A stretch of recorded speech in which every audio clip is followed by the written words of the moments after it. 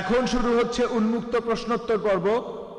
অনুষ্ঠানের প্রথম প্রশ্ন করা হবে মহিলাদের মধ্য থেকে। মহিলারাই প্রথম প্রশ্ন করার সুযোগ পাবেন। প্রশ্ন করার সময় আপনারা দয়া করে আপনাদের নাম ও পেশা বলবেন, যাতে করে ডক্টর জাকির ভালোভাবে আপনাদের প্রশ্নের উত্তর দিতে পারেন। আমি মিসেস ভাবনা আনসারি। আমি আগে কিছু কথা বলবো, এগুলো প্রথমে একটু দিয়ে শুনবেন। আমার জন্ম হয়েছে একটি জৈন পরিবারে, বড় হয়েছি হিন্দু পরিবেশে, পড়াশোনা করেছি খ্রিস্টান প্রতিষ্ঠানে, আর বিয়ে করেছি একজন মুসলিমকে। আমি ইন্ডিয়ার বিবাহ আইন অনুযায়ী বিয়ে করেছিলাম, আর আমি ইসলাম ধর্ম গ্রহণ করার জন্য প্রস্তুত আছি। গভীর আগ্রহে অপেক্ষা করছি ইসলামকে যেন আমার হৃদয়ে ধারণ করতে পারি। আজ এখানে আপনার লেকচারে শুনলাম আপনি যা কিছু বললেন ইসলাম ধর্ম সম্পর্কে, যা বললেন সেজন্য আপনাকে অনেক ধন্যবাদ। আমি অনেক কিছু জেনেছি, অনেকটা পুনর্জন্ম বা রিবর্ন। তবে আপনি সেসব কথা বললেন, আর ইসলামও যেগুলো বলছে মাফ করবেন, আমি দেখি যে মুসলিমদের বেশিরভাগই এগুলো মেনে চলে না। তারা আমাকে আকৃষ্ট করছে না। আপনি কি কোনো সমাধান দিতে পারবেন? কারণ আপনি যখন ইসলামের মৌলবাদ নিয়ে বললেন সেটা পজিটিভ, যখন অসহিষ্ণুতা নিয়ে বললেন সেটাও পজিটিভ, কিন্তু বাস্তবে এমনটা দেখি না। এ ব্যাপারে কি কিছু বলবেন? বোন খুব সুন্দর প্রশ্ন করেছেন। আর প্রথমে আমি আপনাকে অভিনন্দন জানাই, আপনাকে স্বাগত জানাই। আপনি বললেন রিবর্ন। ইসলাম ধর্মের সঠিক শব্দটা হলো রিবার্থ। আমাদের নবীজি মুহাম্মদ সাল্লাল্লাহু আলাইহি সাল্লাম বলেছেন, প্রত্যেক শিশু দিনুল ফিতর নিয়ে জন্মায়। সে জন্মায় মুসলিম হয়ে। মুসলিম মানে যে নিজের ইচ্ছাকে আল্লাহর কাছে সমর্পণ করে। প্রত্যেক শিশুই যখন সে জন্মগ্রহণ করে সে আল্লাহর কাছে নিজেকে সমর্পণ করে। এরপরে নবীজি বলেছেন তাকে প্রভাবিত করে বাবা মা, গুরুজনেরা, তার শিক্ষকেরা। তারপর সে হয়ে যায় অগ্নি উপাসক, ভুল পথে চলে যায়। তাই কেউ একজন যদি ফিরে আসে তার পুরনো ধর্ম বিশ্বাসে, দ্বীনুল ফিতরে, এখন সঠিক শব্দটা কনভার্ট না বা বিবর্ণ না, এটা হবে রিভার্ট। তাই আপনাকে এই শান্তির ধর্মে ফিরে আসার জন্য অভিনন্দন, যাতে আল্লাহর কাছে নিজেকে সমর্পণ করতে পারেন। এবারে প্রশ্নটা নিয়ে বলি। আমার লেকচার শুনেছেন, তার কিছু পয়েন্টে আপনি একমত, আপনি ইসলাম সম্পর্কে পড়েছেন। তবে এখানে আপনার আপত্তিটা হলো যে মুসলিম বা আপনার মতে বেশিরভাগ মুসলিম তারা ইসলামের শিক্ষা মেনে চলছে না।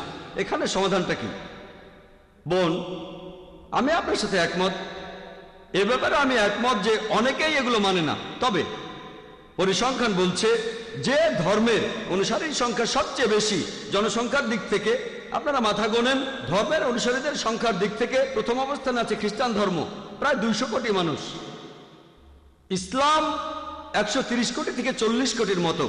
তবে যদি দেখেন কতজন তাদের ধর্মটা পালন করে, বেশিরভাগ হচ্ছে ইসলাম 1 নম্বর, সবচেয়ে বেশি। তবে আমি আপনাদের সাথে একমত যে জনসংখ্যার দিক থেকে, কারণ প্রায় 130 কোটি মুসলিম, এখানে যদি পার্সেন্টেজ করেন সেটাও হবে কয়েক লক্ষ। এই মুসলিমরা তাদের ধর্ম পালন করে না। সেজন্য বোন, ইসলামকে বুঝতে চাইলে মুসলিমদের দেখবেন না, প্লিজ। আমি সবসময় বলি, কোন ধর্মকে বুঝতে চাইলে তার অনুসারীদের দেখলে হবে না, দেখতে হবে ধর্মগ্রন্থগুলো। প্লিজ আমাকে দেখবেন না, আপনার আশেপাশের মুসলিমদের দেখবেন না। আপনাদের একটা গাড়ি আর ড্রাইভারের উদাহরণ দিয়েছিলাম আমি। একটা গাড়ি কত ভালো সেটা জানার জন্য এমন একজন লোককে গাড়িতে বসালেন যে গাড়ি চালাতে জানে না, তারপর সে গাড়িটা নিয়ে অ্যাক্সিডেন্ট করলো। দোষ দেবেন কাকে? গাড়িকে না ড্রাইভারকে? ড্রাইভারকে দোষ দেবেন। তাই প্লিজ মুসলিমদের কাজ দেখে ইসলামকে বিচার করবেন না। সেজন্য এই লেকচারটা হচ্ছে সবার জন্য, মুসলিম অমুসলিম সবার জন্য। যেসব মুসলিম দিশেহারা, আমরা তাদের সত্যের মুখোমুখি দাঁড় করাচ্ছি। কারণ হয়তো তারা নামেই মুসলিম, আমরা চাই তারা ধর্মের নিয়ম পালন করুক। একই সাথে ইসলাম ধর্মের বাণী আমরা অমুসলিমদের কাছে প্রচার করছি, যাতে তারা এই ধর্মটাকে বুঝতে পারে। তারপর ধরেন আপনি জন্মেছেন হতে পারে জৈন পরিবারে, আপনার চারপাশে অনেক মুসলিম ছিল, বিয়ে করেছেন মুসলিমকে। হয়তো আজকে আমার লেকচার শোনার পর, ইসলাম সম্পর্কে জানার পর আপনি এই বিশ্বাসে ফিরে আসবেন। আপনি আরো বললেন যে আপনার ক্ষেত্রে তখন শুধু নাম রাখার জন্য আপনার নামের পরে আনসারি লিখেছেন, কিন্তু এখন আপনি এই বিশ্বাসে ফিরে এসেছেন, সেজন্য অভিনন্দন জানাই। আর প্লিজ বোন, যদি কোনো মুসলিমকে দেখে ইসলামকে বুঝতে চান, সেরা দৃষ্টান্ত হচ্ছে আমাদের নবীজি মুহাম্মদ সাল্লাল্লাহু আলাইহি সাল্লাম।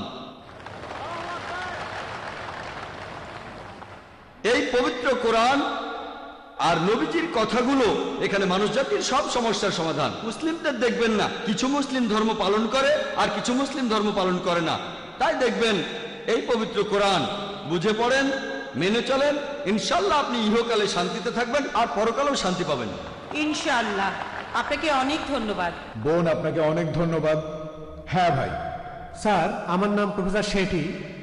আমি পেশা একজন ইঞ্জিনিয়ার, এছাড়া আমি শিক্ষকতাও করে থাকি। আল্লাহর রহমতে অঙ্কে আমার মাথা খুব ভালো। প্রথমেই আমি আপনার জ্ঞানের প্রশংসা করছি, প্রার্থনা করে আল্লাহ যেন আপনাকে দীর্ঘায়ু করেন। আর এখানকার সব মুসলিমকে ধন্যবাদ জানাই আমাকে প্রশ্ন করার সুযোগ দেওয়ার জন্য। স্যার, আমি ভগবদ গীতা পড়েছি, আমি রামায়ণ পড়েছি। যেহেতু আমি হিন্দু, আমি মাঝে মধ্যে মন্দিরেও যাই। তবে আমার ভগ্নিপতি একজন মুসলিম, তার কোরআনটা নিয়ে আমি 2 বার পড়েছি। এখানে দেখলাম যে আপনারা কোরআনের কথাগুলো মেনে চলছেন। আমি নামাজের দোয়াগুলো অনুবাদ করেছি। দয়াময় পরম দয়ালু আল্লাহর নামে শুরু করছি, যিনি এই বিশ্বের সৃষ্টিকর্তা ও রক্ষাকর্তা, কর্মফল দিবসের মালিক। আমি এভাবে 10 বার, 15 বার, 20 বার পড়ি। তখন আমি সময়ের কথা না ভেবে ঈশ্বরের প্রার্থনা করি, আর এটা আমার খুব ভাল লাগে। আমার আয়ের উৎসটা নিয়ে আমার একটা প্রশ্ন আছে। যেহেতু আমি অঙ্কে ভালো, তাই স্টক মার্কেটে নিয়েও অ্যানালাইসিস করি। এফএনও মার্কেটও খুব ভালো বুঝি, ফিউচার অ্যান্ড অপশন। আমি জানি না মানুষ স্টক মার্কেট কতটা বোঝে। যেহেতু আমি অনেক হিসাব করে ইনভেস্ট করি, তাই সবসময় আমার কিছু লাভ থাকে, মাসের শেষ বেশ ভালো করি। এটা একটা অঙ্কের খেলা, যেটা সব মানুষ বোঝে না। এভাবে আয় করার অনুমতি কি আছে? গত 3 বছর এটা নিয়ে ভাবছি। আমি চাইলে স্টক মার্কেটে অনেক টাকা আয় করতে পারি, তবে আমি হারাম আয় চাই না। এটা নিষিদ্ধ হলে আমি আর কখনোই এটা করব না। তাহলে আমি শুধুমাত্র শিক্ষকতাই করে যাব। আলহামদুলিল্লাহ। ভাই, খুব সুন্দর প্রশ্ন করেছেন। এটাও ভালো লেগেছে যে উনি ভগবদ গীতা, রামায়ণ এসব পড়ার পর 2 বার পবিত্র কোরআন পড়েছেন, এর কথাগুলো মানেন। ওনার ভগ্নিপতি একজন মুসলিম, আর উনি হচ্ছেন অঙ্কে খুব ভালো। আমিও এক সময় অঙ্কে খুব ভালো ছিলাম। স্কুলে থাকার সময় ক্লাস 1 থেকে ক্লাস 9-10 পর্যন্ত ভালো নম্বর একটা কথা পেয়েছি। বলি স্যার, আপনার মতো কাউকে আমি দেখিনি। আর আল্লাহ যদি চান, আমিও আপনার মতো একদিন হব।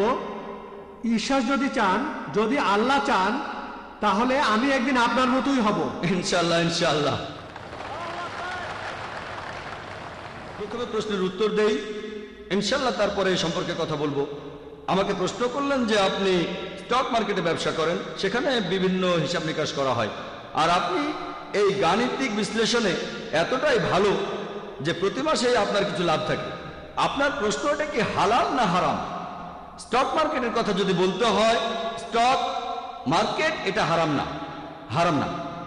আপনি যে স্টক নিয়ে ব্যবসা করছেন সেটা ইসলাম ধর্মের নিয়ম অনুযায়ী হতে হবে। ইসলাম ধর্মে যেটা হারাম সেটা হচ্ছে রিবা, অর্থাৎ সুদ। পবিত্র কোরআনে সব মিলিয়ে 8 জায়গায় বলা হয়েছে। আল্লাহ তাআলা বলছেন রিবা হচ্ছে হারাম। সূরা ইমরানের 130 নম্বর আয়াতে উল্লেখ করা হয়েছে, সূরা নিসার 161 নম্বর আয়াতে আছে, সূরা বাকারার 275 নম্বর আয়াতে 3 বার বলা হয়েছে, সূরা বাকারার 276 নম্বর আয়াতে, এছাড়াও সূরা বাকারার 278 নম্বর আয়াতে আছে, বলা হয়েছে তোমরা আল্লাহকে ভয় করো আর সুদের বকেয়াটা ছেড়ে দাও। তোমরা যদি সুদের বকেয়াটা ছেড়ে না দাও, সূরা বাকারার 279 নম্বর আয়াতে আল্লাহ বলছে আল্লাহ ও তার রাসূলের সাথে যুদ্ধের প্রস্তুতি নাও, আল্লাহ ও তার রাসূল। তাহলে সুদের কারবার করা হারাম। তবে শেয়ার মার্কেট, এখানে ইসলামের কিছুটা নিয়ম মেনে চলা হয়, সেখানে লাভ বা ক্ষতি হতে পারে। শেয়ার মার্কেটে ব্যাংক থেকে লোন দেওয়ার ব্যাপারে আমরা তখন অংশীদার হই, কারণ ব্যাংকিং সিস্টেমে ধনী লোক আরো ধনী হয়, গরিব মানুষ আরো গরিব। এভাবে সমাজে নতুন কালচার দেখা, যেমন মেয়েদের টিজ করা, তারপর বিভিন্ন জুয়ার আখড়া, মদ খাওয়ার বার, ইসলামের নিয়মটা আলাদা, ইসলাম ধর্ম একটু আলাদা। তাহলে ইসলাম আমাদের লাভ করতে উৎসাহিত করে। স্টক মার্কেটে আপনি কি করেন? শেয়ার কেনেন। এভাবে আপনি সেই কোম্পানির সদস্য হয়ে গেলেন, হোক 1%, 10%, 0.1%, 0.01%। তাহলে ব্যবসায় লাভ বা ক্ষতি ইসলামে এটার অনুমতি আছে। তাই আপনি যদি শেয়ারের ব্যবসা করেন আর সেই ব্যবসা যদি ইসলামিক শরিয়ার নিয়মগুলো মেনে করেন, যদি আপনি এমন কোনো কোম্পানির শেয়ার না কেনেন যারা অ্যালকোহল বিক্রি করে, যারা সুদের কারবার করে, ফাইন্যান্সিয়াল কোম্পানি হতে পারে, ব্যাংক অথবা কোনো ফাইন্যান্সিয়াল লিজিং কোম্পানি, যেসব কোম্পানি অশ্লীল ছবি বানায় বা পর্নোগ্রাফি, সমাজের জন্য এসব ক্ষতিকর জিনিস, কোনো কোম্পানি যদি এসবে ইনভেস্ট করে, আপনি তেমন কোনো জায়গায় যাবেন না। অ্যালকোহলিজম বা ড্রাগস বা ফার্মাসিউটিক্যালস কোম্পানিগুলো ঠিক আছে। ড্রাগস মানে কোকেন, ব্রাউন সুগার অথবা নেকেড সিনেমা বানায় তেমন ফিল্ম কোম্পানি, আপনি যদি এমন কোনো কোম্পানি শেয়ার কেনেন এটা হারাম। দ্বিতীয়ত, আপনি যদি অনুমান করে থাকেন যে এটা জুয়া খেলা, আপনি তো স্টক মার্কেটে আছেন, লোকে শেয়ার কেনে 2 সপ্তাহ পরে সেগুলো আবার বেচে দেয়, হয়তো আগে থেকে জানে অথবা অন্য কোনো কারণে। আর ইসলামে জুয়া খেলা হচ্ছে হারাম। তাহলে আপনি যদি স্টক মার্কেটে ইনভেস্ট করতে চান কোনো সমস্যা নেই, সেখানে ব্যবসা করেন, এভাবে স্টক মার্কেটে আপনি ব্যবসা করতে পারেন।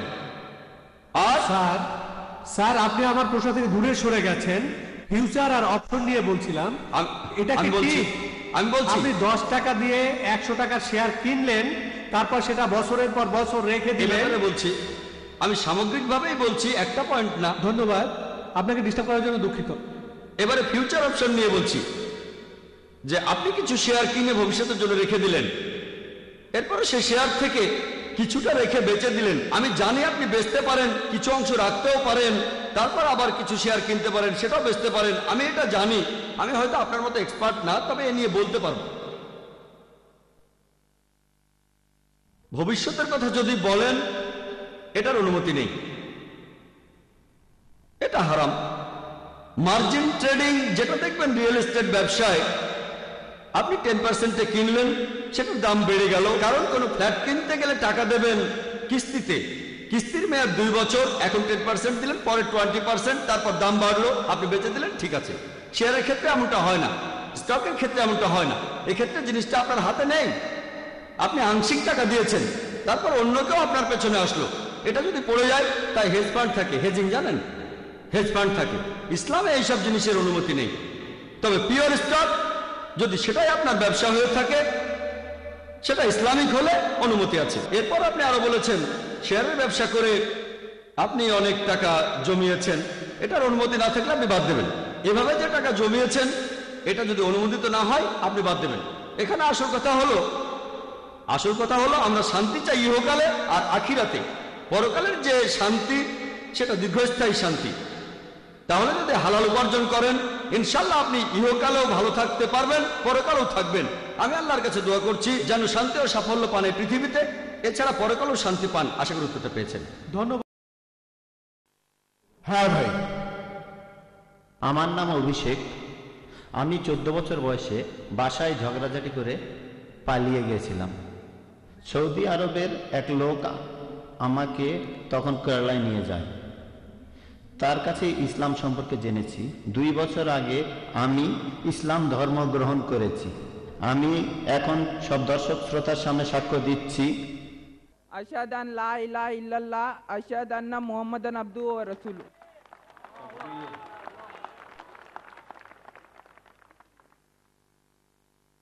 আপনার প্রশ্নটা, আপনি কি কোনো প্রশ্ন করবেন?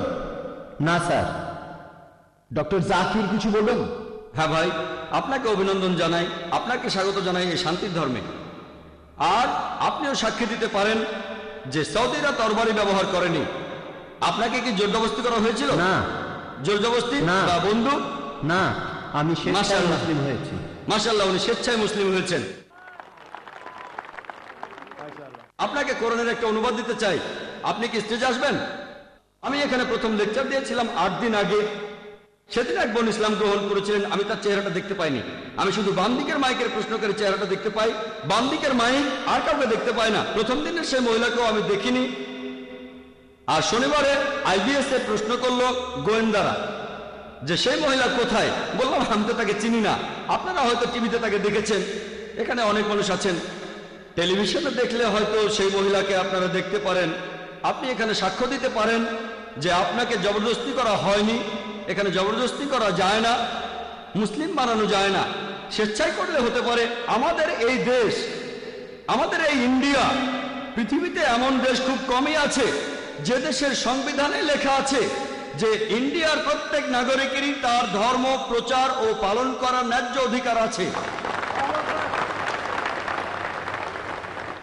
এটা গণতান্ত্রিক দেশ, এজন্য আমি গর্বিত, কারণ এই দেশে মানুষ তার নিজের ধর্ম পালন ও প্রচারের অধিকার রাখে। জবরদস্তি করে কোনো ধর্ম গ্রহণে বাধ্য করা এটা নিষিদ্ধ। ইন্ডিয়ার সরকারের আইন অনুযায়ী এটা নিষিদ্ধ, আর ইসলাম অনুযায়ী এটা নিষিদ্ধ। জবরদস্তি করে কাউকে ইসলাম গ্রহণ করানো যাবে না। আপনি তাকে বোঝান, সে যদি বোঝে তাহলে খুব ভালো, আর রাজি না হলেও কোনো সমস্যা নেই। তবে কিয়ামতের দিন আমি আল্লাহর কাছে এই কথা বলতে পারবো যে আমি আপনাদের মাঝে ধর্ম প্রচার করেছি। ইসলাম গ্রহণ করার জন্য আপনাকে ধন্যবাদ, অনেক ধন্যবাদ। এবারের প্রশ্ন মহিলাদের মধ্য থেকে। গুড ইভিনিং স্যার, আমি ডক্টর পূজা, পেশায় ফিজিওথেরাপিস্ট।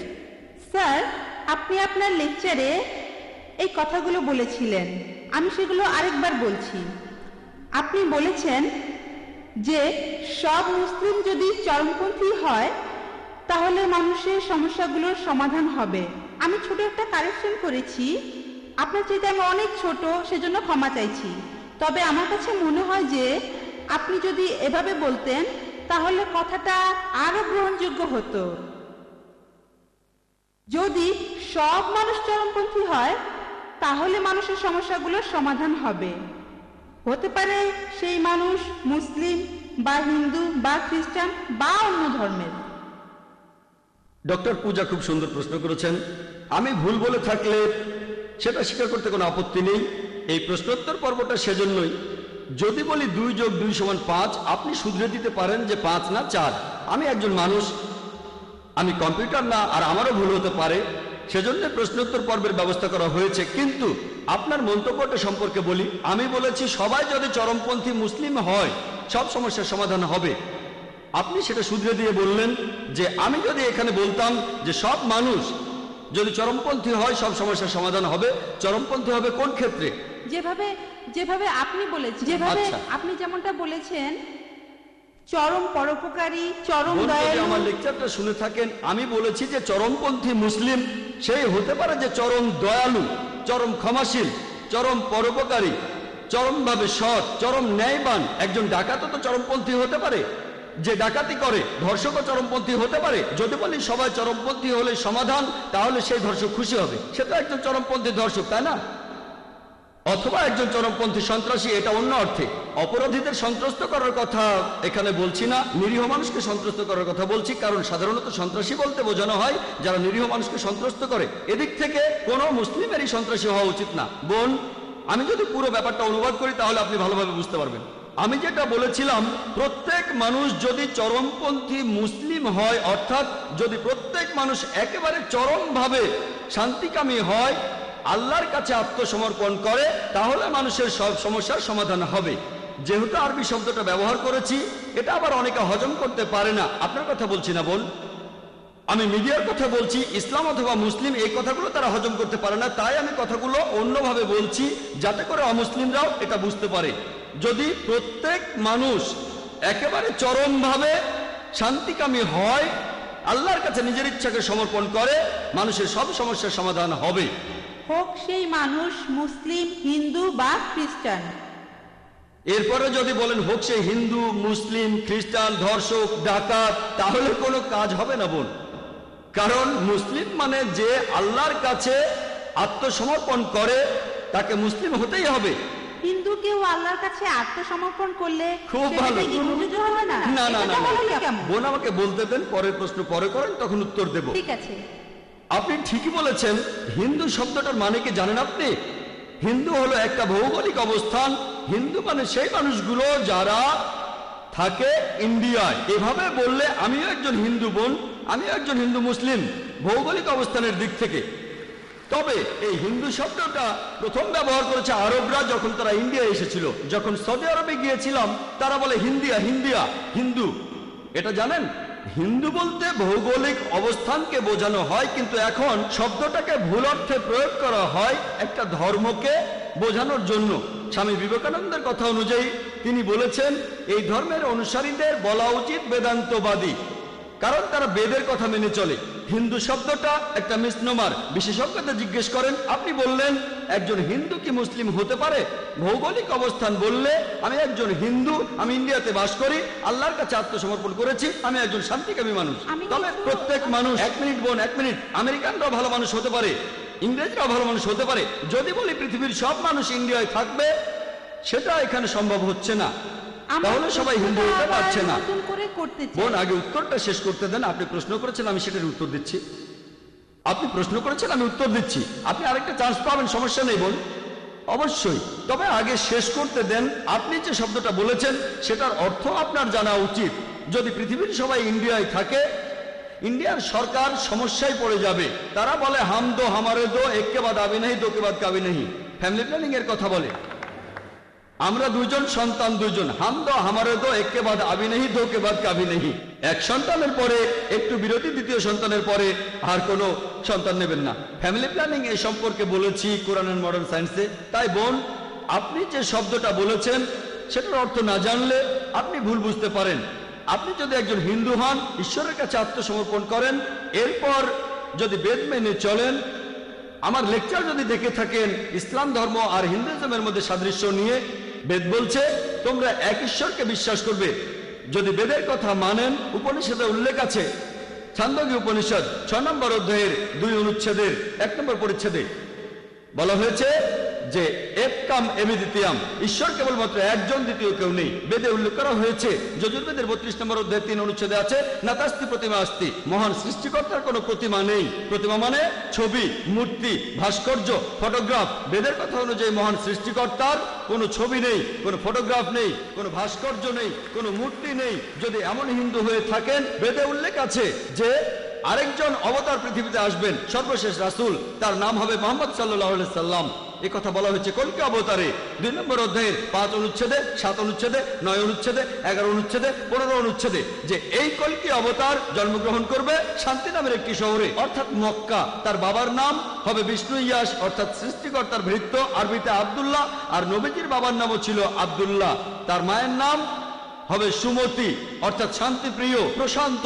আরবিতে বললে হবে আমিনা। আর আমাদের নবীজির মায়ের নাম ছিল আমিনা। সে জন্মাবে মাধব মাসের 12 দিনে। নবীজি 12 রবিউল আউয়ালে জন্মেছিলেন। তার 4 জন সঙ্গী থাকবে, ইনারা হলেন খোলাফায়ে রাশিদিন। আমি এভাবে আরো বলে যেতে পারি। আমি এখানে সংক্ষেপে হিন্দুইজম আর ইসলামের সাদৃশ্যগুলো বললাম। আমি আপনাকে যেটা বলবো, আসলে এটা মেনে নেই। অন্তত একটা বই ঈশ্বর পাঠিয়েছেন। হিন্দুরা বলবে যে বেদ হচ্ছে ঈশ্বরের বাণী, খ্রিস্টানরা বলবে বাইবেল ঈশ্বরের বাণী, মুসলিমরা বলবে কোরআন ঈশ্বরের বাণী। ধর্মগ্রন্থগুলোতে যে কথাগুলো এক, আসলে সেই সাদৃশ্যগুলো দেখি। তাআলা ইলা কালিমাতিন সাওয়াইন বাইনানা ওয়া বাইনাকুম, এসো সেই কথা যাহা তোমাদেরও আমাদের মধ্যে এক। এখন যেখানে সাদৃশ্য নেই, সেটা নিয়ে এখন লড়াই করব না, পরে কোনো একদিন করব। হ্যাঁ, আসুন আগে আমরা এটা মানি যে সবগুলো ধর্মগ্রন্থ, সবগুলো প্রধান ধর্মগ্রন্থ, হোক সেটা বাইবেল, হোক সেটা বেদ, হোক সেটা কোরআন, হোক পার্সি ধর্মগ্রন্থ, হোক শিখ ধর্মগ্রন্থ, সবাই বলছে ঈশ্বর কেবলমাত্র একজনই। বেশিরভাগ প্রধান ধর্মই একথা বলেছে যে শেষ একজন নবী আসবেন। বাইবেলে উল্লেখ করা হয়েছে ডিউটারোনমি 18 অধ্যায়ের 18 অনুচ্ছেদ, বুক অফ ডিউটারোনমি 18 অধ্যায়ের 19 অনুচ্ছেদ, বুক অফ আইজায়া 29 অধ্যায়ের 12 অনুচ্ছেদে, সং অফ সলোমন 5 অধ্যায়ের 16 অনুচ্ছেদে।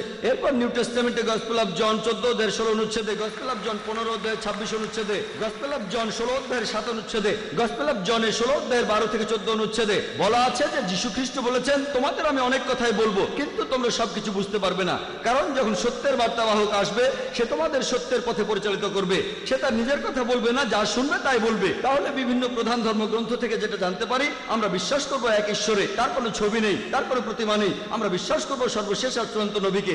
আসুন এগুলো মেনে নেই, আমরা অমিলগুলো নিয়ে কথা বলবো না। আসুন আমরা সেটা মানি যেটা এক, হিন্দু ধর্মগ্রন্থে, পার্সি ধর্মগ্রন্থে, খ্রিস্টান ধর্মগ্রন্থে। আপনি বললেন হিন্দু মুসলিম, আমি পার্সি ধর্মের কথা বলছি, আমি ইসলামের কথা বলছি। যেগুলো এক সেগুলো আমরা মেনে নেই। আর ইনশাআল্লাহ পৃথিবীর সমস্ত মানুষ যারা ঈশ্বরে বিশ্বাস করে, তারা যদি এটা মানে যে ঈশ্বর একজন, তার কোনো প্রতিমূর্তি নেই, আর যদি বিশ্বাস করে যে আল্লাহ প্রেরিত সর্বশেষ ও চূড়ান্ত নবী মোহাম্মদ সাল্লাল্লাহু আলাইহি সাল্লাম, তাহলে আপনারা দেখতে পাবেন যে পৃথিবীর সমস্ত মানুষই হবে চরমভাবে শান্তিকামী মানুষ, আল্লাহর কাছে নিজের ইচ্ছাকে সমর্পণ করবে, তাহলে মানুষের সব সমস্যার সমাধান হবে। আশা করি উত্তরটা পেয়েছেন। হ্যাঁ, ধন্যবাদ স্যার। হ্যাঁ ভাই, প্রশ্ন করেন। জাকির ভাই, আপনার কাছে আমার একটা প্রশ্ন আছে। এখানে যেসব মুসলিম ভাই ও বোনেরা আছেন, তাদের অনুভূতিতে আঘাত লাগলে আমি ক্ষমা চাচ্ছি। আমার নাম মহেশ মেহতা, আর আমি ব্যবসা করি। আপনাদের পবিত্র কোরআন এটা আল্লাহর পাঠানো আসমানি কিতাব নয়। কেন? কারণ হলো, আগে যে তাওরাত, ইঞ্জিল, জাবুর এসেছে, তাওরাত মুসার উপর নাজিল হয়েছিল, জাবুর দাউদের উপর নাজিল হয়েছিল, আর যিশুর উপর নাজিল হয়েছিল ইঞ্জিল। এই কিতাবগুলো বিকৃত হয়ে গেছে। তিনটা কিতাবই আপনারা মুসলিমরা বলেন বইগুলো বিকৃত হয়ে গেছে। আর এছাড়াও আপনারা দেখবেন কোরআনে আহলে কিতাব বলে সম্বোধন করা হয়েছে ইহুদি ধর্মের অনুসারীদের আর খ্রিস্টানদেরকে। তাহলে যে বইটা মানে পবিত্র কোরআন আল্লাহ লিখেছেন, সেখানে তিনি বলবেন শ্রীকৃষ্ণের মতো, যেমন ভগবত গীতায় এটা করার এইটা করো না। তাই এই কিতাবটা একজন মানুষই লিখেছে। এখানে 25 জন নবীর নাম আছে, সেগুলো বাইবেলেও আছে সবগুলো। এই নবীদের নামগুলোই কোরআনে আছে। তাই আমার মনে হয় যে আল্লাহ তো অনেক বড়, তিনি পুরো বিশ্ব ব্রহ্মাণ্ড বানিয়েছেন। তিনি কখনো এভাবে বলবেন না যে এরা ইহুদি বা এরা খ্রিস্টান, কারণ ইহুদি বা খ্রিস্টানরা তো তারই সৃষ্টি। আমার মনে হয় এই পবিত্র কোরআন কোনো মানুষই লিখেছে। এছাড়াও আমি আরেকটা প্রশ্ন করতে চাই। 1 মিনিট ভাই। হ্যাঁ, উনি আগে উত্তর দিক, তারপর আচ্ছা। আপনি আবার প্রশ্ন করুন। আচ্ছা ভাই, আপনি প্রশ্ন করলেন, আর সত্যি বলতে আমি মহেশ ভাইকে চিনি সেই 1991 সাল থেকে। হ্যাঁ, তিনি আইআরএফ থেকে মুসলিমদের চাইতেও বেশি ভিডিও ক্যাসেট নিয়েছেন। তাই আইআরএফ এ ভিডিও ক্যাসেট আর লিটারেচারের লিস্টে তার নামই সবার আগে আছে। মহেশ ভাই প্রশ্ন করলেন যে আগের আসমানি কিতাবগুলো কোরআন যেমন বলছে তাওরাত, জাবুর, ইনজিল দেওয়া হয়েছিল মুসাকে, দাউদকে আর যীশু খ্রিস্টকে, মুসলিমরা বলে এগুলো বিকৃত হয়ে গেছে। তাহলে পবিত্র কোরআনে যখন ইহুদিদের কথা বলা হয়েছে যে হে কিতাবীগণ, ইহুদি আর খ্রিস্টানরা যখন তাদের এভাবে সম্বোধন করা হচ্ছে, তাহলে কোরআনও কি কোনো মানুষ লিখেছে? ঠিক। আপনার প্রশ্নটা হলো ইহুদি আর খ্রিস্টানদের সম্পর্কে বলা হয়েছে কেন? আপনি যদি আমার আগের লেকচারটা শুনে থাকেন, is the Quran God's word, আপনি কি সেখানে ছিলেন? না, আমি সেখানে ছিলাম না। সেখানে আমি সব বিস্তারিতভাবে বলেছি, এখন আর সেগুলো রিপিট করব না। সেখানে বলেছি মানুষ কিভাবে অভিযোগ করে যে নবীজি নিজে এটা লিখেছেন, তিনি লিখেছেন, আর কেন লিখেছেন, ক্ষমতা বা অন্য কিছু ইত্যাদি। লেকচারটা ছিল 2 ঘন্টার, সেগুলো রিপিট করব না। তবে আপনার মূল প্রশ্নতে আসি। কোরআন বলছে যে হে কিতাবীগণ, তার মানে এর মানে দাঁড়াচ্ছে এই কোরআন লিখেছে একজন মানুষ। ভাই, কোরআন পড়লে দেখবেন, আর আপনি ঠিকই বলেছেন, কোরআনে 25 জন নবীর নাম বলা হয়েছে। আর এখানে যতজন নবী রাসূলের নাম বলা হয়েছে তারা সবাই ইহুদি। দেখবেন যে এই নামগুলো বাইবেলে বলা হয়েছে। কোরআনের প্রায় 1/3 ইহুদিদের সম্পর্কে বলা হয়েছে। কেন? এটা উদাহরণ যে আল্লাহ তাআলা সুবিধা দিয়েছিলেন ইসরায়েলের মানুষদের, হে বনি ইসরাইল, আমি একসময় তোমাদের অনুগ্রহ করেছিলাম, কিন্তু তোমরা তখন এই কাজগুলো করেছো। পবিত্র কোরআনে এই উদাহরণগুলো দিয়েছেন আল্লাহ তাআলা, যে তারা নবী ছিলেন যারা আগে এসেছিলেন এই মানুষদের কাছে। কিছু মানুষ নবীকে প্রত্যাখ্যান করেছিল, কিছু মানুষ গ্রহণ করেছিল। এখানে উদাহরণ দিতে গিয়ে বলা হয়েছে কুল ইয়া আহলাল কিতাব, বলো হে কিতাবীগণ, তাআলা ইলা কালিমাতিন সাওয়াইন বাইনানা ওয়া বাইনাকুম, এসো সেই কথায় যাহা আমাদের ও তোমাদের মধ্যে এক। তাহলে কোরআন এখানে মুসলিমদের বলছে যে তোমরা কিতাবীদের সাথে এ বিষয়ে কথা বলবে। কিতাবীগণ মানে যারা আসমানি কিতাব পেয়েছে। এখানে পবিত্র কোরআন পরিষ্কার করে বলেছে, যখন কোরআনে আহলে কিতাব বলা হচ্ছে, ইহুদি আর নাসারাদের কথা বলা হচ্ছে, ইহুদি আর খ্রিস্টানদের, তাহলে আল্লাহ বলছেন মুসলিমদের কিতাবীদের সঙ্গে কথা বলতে। আল্লাহ আরো বলেছেন ইয়া আহলাল কিতাব, হে কিতাবীগণ। তার মানে কোরআন এখানে শুধু মুসলিমদের বলছে না, শুধু আরবদের বলছে না, কোরআন এখানে কিতাবীদেরও বলছে। সেজন্যই আমি বলেছি যে এই সর্বশেষ আর চূড়ান্ত আসমানি কিতাব পবিত্র কোরআন, এটা শুধু মুসলিম বা আরবদের জন্য নাজিল হয়নি, নাজিল হয়েছে পুরো মানুষ জাতির জন্য। যদি এটা কোনো মানুষ লিখতো, যদি কোরআন কোনো মানুষ লিখতো, আপনি যেটা বললেন, তাহলে আল্লাহ কখনোই বলতেন না যে যাও ইহুদি আর খ্রিস্টানদের বলো তাদের ধর্মগ্রন্থে এটা আছে। আর সেই সময়ে অনেক মানুষ এটা জানতো না যে অতীতে ইহুদি আর খ্রিস্টানদের কি হয়েছিল। যখন তারা চেক করলো দেখা গেল সত্যি। এরপর কোরআনে অনেক ভবিষ্যৎবাণীও করা হয়েছে যে পৃথিবীতে ভবিষ্যতে কি ঘটবে। তাহলে এই সমস্ত কথা এগুলো কোনো মানুষ লিখতে পারে না। বিস্তারিত জানার জন্য আমার ভিডিও ক্যাসেট দেখেন, is the Quran God's word. আশা করি উত্তরটা পেয়েছেন। আরেকটা কথা বলবো, আমি 55টারও বেশি দেশে ভ্রমণ করেছি। আপনাদের কোরআন আর হাদিস মূর্তি পূজাকে নিষিদ্ধ করেছে।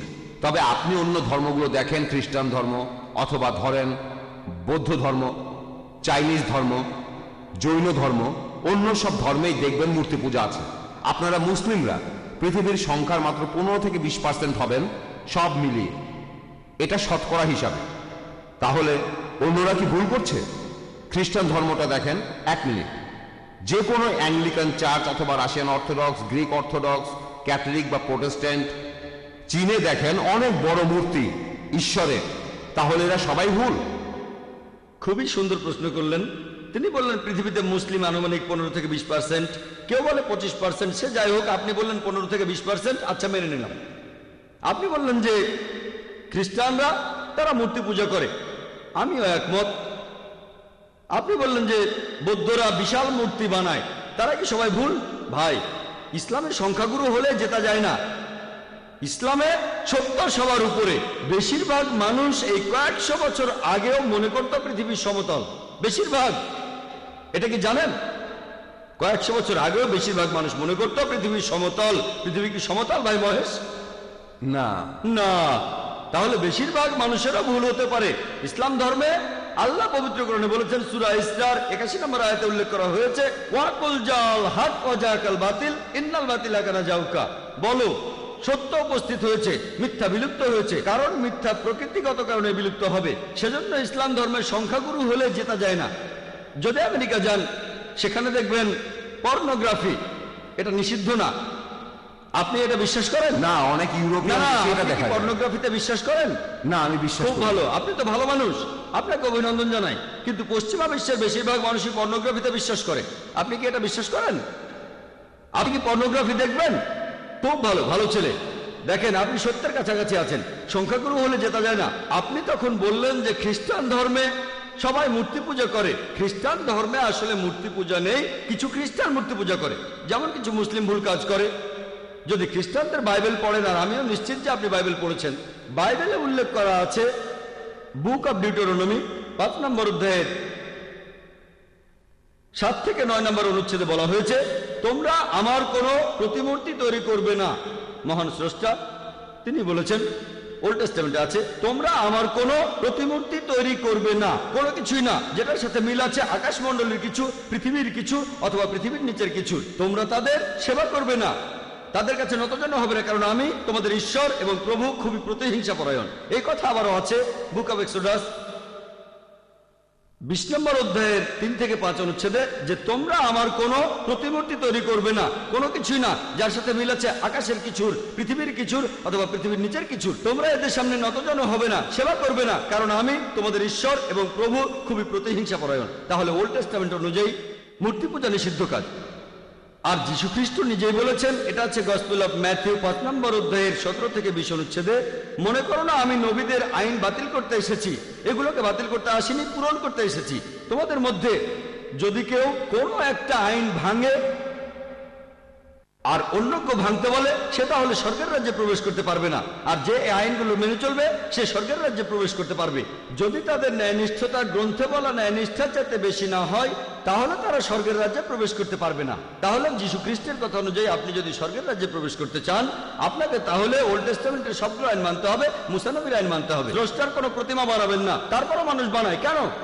সব খ্রিস্টানরা কিন্তু বানায় না, প্রোটেস্ট্যান্টরা বানায় না। খ্রিস্টান ধর্ম সম্পর্কে আপনার জ্ঞান বেশ কম, আপনি এখনো ছাত্র। ক্যাথলিকরা এটা করে, তারা মূর্তি বানায়। এজন্যই প্রোটেস্ট্যান্টরা প্রোটেস্ট করেছিল যে আপনাদের কাজটা ভুল। তাহলে বাইবেলের কথা অনুযায়ী সৃষ্টিকর্তার কোনো প্রতিমা বানাতে পারবেন না। আপনার কথা মানি?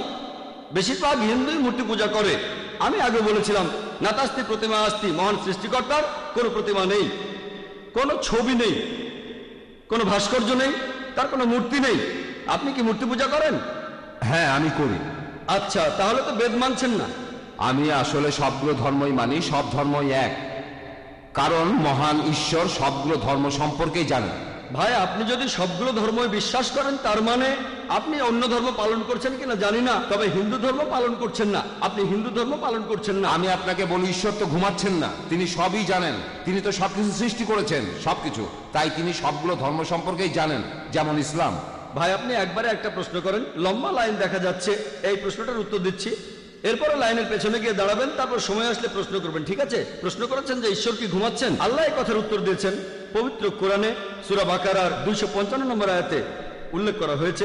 আল্লাহ বলেছেন, আল্লাহু লা ইলাহা ইল্লা হুয়াল হাইয়ুল কাইয়ুম লা তাখুযুহু সিনাতুন ওয়ালা নাওম, যে আল্লাহ অবিনশ্বর, চিরস্থায়ী, তিনি কারো মুখাপেক্ষী নন, তার নিদ্রার প্রয়োজন হয় না, তন্দ্রা তাকে স্পর্শ করে না, বিশ্রামের প্রয়োজন হয় না। আমাদের ঘুমানোর প্রয়োজন হয়, আমাদের বিশ্রাম নেওয়ার প্রয়োজন হয়, আল্লাহ তাআলার ঘুমানোর প্রয়োজন হয় না। আল্লাহ তাআলা পবিত্র কোরআনে বলেছেন, তিনি যদি চাইতেন তাহলে পৃথিবীর প্রত্যেকটা মানুষকে বানাতে পারতেন মুসলিম হিসেবে, মুসলিম বানাতে পারতেন। আল্লাহর পক্ষে খুবই সোজা, শুধু কুন ফায়াকুন। তবে এই জীবনটা পরকালের জন্য পরীক্ষা। আল্লাহ আপনাকে পরীক্ষা করছেন, আমাকেও পরীক্ষা করছেন। আল্লাহ যদি চান আপনি আর কখনো মূর্তি পূজা করবেন না, তাহলে তো পরীক্ষাটা থাকলো না। পরীক্ষাটা হচ্ছে আল্লাহ আপনাকে কিছু আইন দিয়েছেন, এখন আপনি সেগুলো মানবেন কি মানবেন না। আপনি নাকি সবগুলো ধর্মই মানেন, কিন্তু আপনি তো হিন্দু ধর্ম মানছেন না, আপনি তো ইসলাম মানছেন না, আপনি তো খ্রিস্টান ধর্ম মানছেন না, শিখ ধর্ম মানছেন না, বৌদ্ধ ধর্ম মানছেন না। আমাকে এমন কোন কথা দেখান যেখানে ধর্মপট বলছে, বৌদ্ধ যে কোনো গ্রন্থ বলছে যে বুদ্ধ তার মূর্তি বানাতে বলেছেন। তিনি কখনোই বলেননি। বুদ্ধ কোথায় বলেছেন? আগামীকাল ধরেন কোন মুসলিম যে নবীজি মুহাম্মদ সাল্লাল্লাহু আলাইহি সাল্লামের মূর্তি বানালো, সে যদি মূর্তি বানিয়ে তার পূজা করে, আমি বলবো সেটা ভুল। নবীজি কখনোই তার মূর্তি বানাতে বলেননি। এখন কিছু মানুষ যদি কোনো ভুল কাজ করে থাকে, হোক তারা সংখ্যালঘু বা সংখ্যাগুরু, সেটা তখন সত্যি হয়ে যায় না। গৌতম বুদ্ধ কখনোই তার মূর্তি বানাতে বলেননি। এখন কেউ এই মূর্তিগুলোর বিরুদ্ধে গেলে সে আসলে বৌদ্ধদের ধর্ম পালনে সাহায্য করছে। শুধু বুদ্ধের একটা বিশাল মূর্তি বানিয়েছে বলেই তারা বুদ্ধকে মানে, এমনটা কিন্তু ঠিক না। সেজন্য আমি বলেছি, যদি কোনো ধর্মকে বুঝতে চান, অনুসারীদের দেখবেন না, ভাই মহেশ আমাকে দেখবেন না, ধর্মগ্রন্থগুলোকে দেখেন, পবিত্র কোরআন দেখেন, পবিত্র কোরআন পড়েন, আপনাদের বেদ পড়েন, যেগুলো কমন সেগুলো মেনে চলেন, আর যেগুলো কমন না সেগুলো পরে দেখবেন। আপনি নাকি সব ধর্মই পালন করেন, আপনি তো হিন্দু ধর্ম মানছেন না, খ্রিস্টান ধর্ম মানছেন না, ইসলাম ধর্ম মানছেন না, সবগুলো তো পরের কথা। আমি বলছি অন্তত পক্ষে কমন জিনিসগুলো আপনি মেনে চলেন, যেগুলো কমন না সেটা নিয়ে পরে কথা বলবো। আপনি তো কমন জিনিসগুলো মেনে চলছেন না, সবগুলো মানা তো পরের কথা। যেদিন আপনি মূর্তি পূজা বন্ধ করবেন, সেদিন আমি কথা বলতে পারবো যে আপনি সবগুলো ধর্মের সবচেয়ে প্রধান কথাটা মানছেন। যেদিন আপনি মুহাম্মদ সাল্লাল্লাহু আলাইহি সাল্লামকে সর্বশেষ চূড়ান্ত নবী হিসেবে মানবেন, সেদিন বলতে পারবো আপনি বেশিরভাগ প্রধান ধর্মের সবচেয়ে প্রধান দুটো কথা মানছেন। আশা করি উত্তরটা পেয়েছেন। ভাই অভিষেক এসেছেন, যিনি একটু আগেই প্রশ্ন করলেন, তিনি স্টেজের পেছনেই আছেন। তিনি ডক্টর জাকির নায়েকের কাছ থেকে আরেকটা কোরআন নেওয়ার সুযোগটা হারাতে চান না, তাই উনি স্টেজে আসছেন।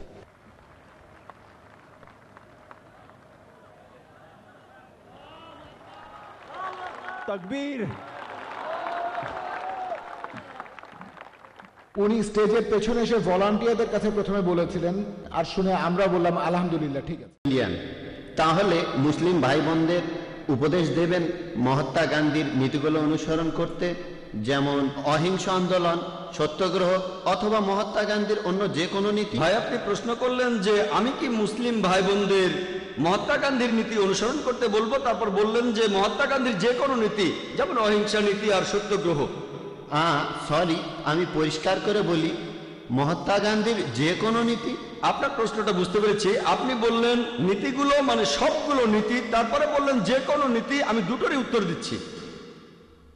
মহাত্মা গান্ধীর যে নীতিগুলো আছে, যেগুলো কোরআনের সাথে মিলে যায়, আল্লাহর কথার সাথে মিলে, আমাদের নবীজির কথার সাথে মিলে যায়, আমার কোনো আপত্তি নেই। মুসলিমদের বলবো সেই নীতিগুলো পুরোপুরি মেনে চলেন। যেমন ধরেন সত্যগ্রহ আন্দোলন, মহাত্মা গান্ধীর অহিংসা আন্দোলন, একই কাজ নবীজিও করেছিলেন। এমন না যে তিনি মহাত্মা গান্ধীকে অনুসরণ করেছেন, মহাত্মা গান্ধী নবীজিকে অনুসরণ করেছেন, এই ব্যাপারে পরে বলছি। আমাদের নবীজির নবুয়ত লাভের পরবর্তী সময়টা যদি দেখেন, তখন আনুমানিক 13টা বছর তিনি মক্কায় ছিলেন। তিনি অনুসারীদের বললেন, খুনোখুনি নয়, অনেক অমুসলিম ইসলাম গ্রহণ করেছিল যারা ছিল দুর্ধর্ষ যোদ্ধা। তিনি বললেন, তোমাদের জিহাদ হলো সবর। সবর মানে ধৈর্য ধরা। অনেক মুসলিমকে হত্যা করা হয়েছিল, মক্কার পৌত্তলিকরা দুর্বল মুসলিমদের টার্গেট করত, তাদের অত্যাচার করত, তাদের মেরে ফেলতো। যাদের শক্তি ছিল তারা খেপে গেল, তারা বলল যে আমাদের ভাইকে খুন করেছে, আমরা এখন প্রতিশোধ নেব। নবীজি বললেন তোমাদের জিহাদ হলো সবর। দেখবেন কারো হয়তো শক্তি আছে লড়াই করার, সে যদি লড়াই করে সেটা ভালো, কিন্তু কারো লড়াই করার শক্তি আছে, তখন বলা হলো তোমরা লড়াই করো না। তারা নিজেদের সামনে রাখলো, এটাই শ্রেষ্ঠ জিহাদ। আরবি জিহাদ শব্দটার অর্থ সংগ্রাম করা, এর অর্থ চেষ্টা করা। তখন আমাদের নবীজি বলেছিলেন খুনোখুনি নয়।